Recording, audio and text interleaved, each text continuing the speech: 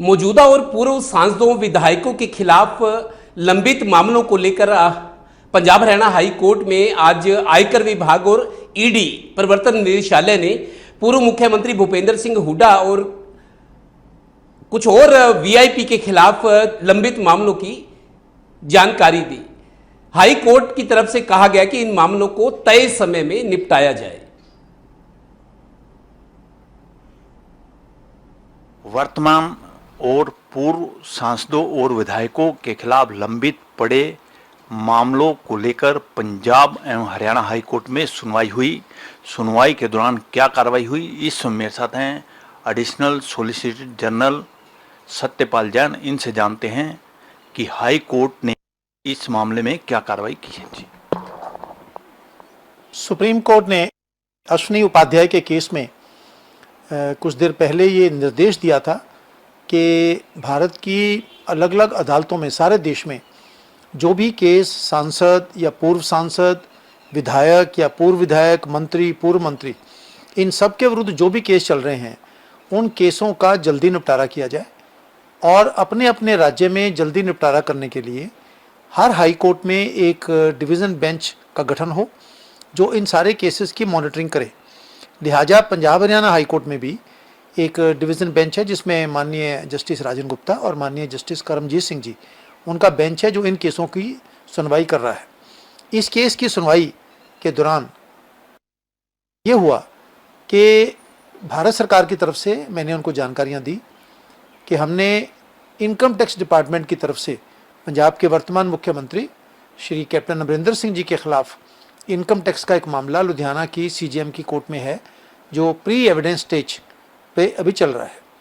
इसके अलावा हमने उनको ये भी जानकारी दी कि ईडी ने श्री भूपेंद्र सिंह जी हुड्डा के खिलाफ prevention of money laundering act के अंतर्गत पंचकूला की विशेष अदालत में केस दायर किया था, जिसे श्री हुड्डा जी ने हाईकोर्ट में चुनौती दी और हाईकोर्ट के एक डिवीज़न बेंच ने उस केस में अगले आदेश तक उनको पेश ना होने की भी छूट दे दी है और ट्रायल कोर्ट से भी कहा है कि आप इसको अगले आदेश तक डेट आगे डालते रहिए।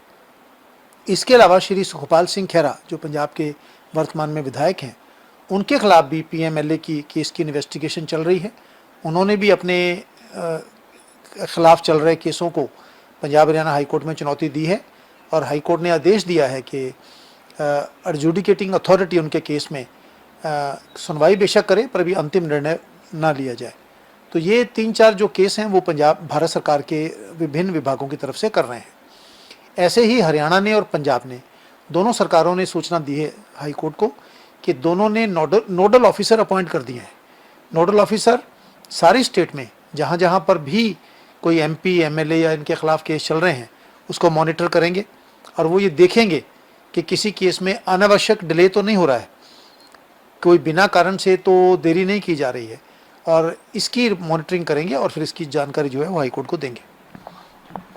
जैन साहब, अब इस मामले की अगली सुनवाई कब है?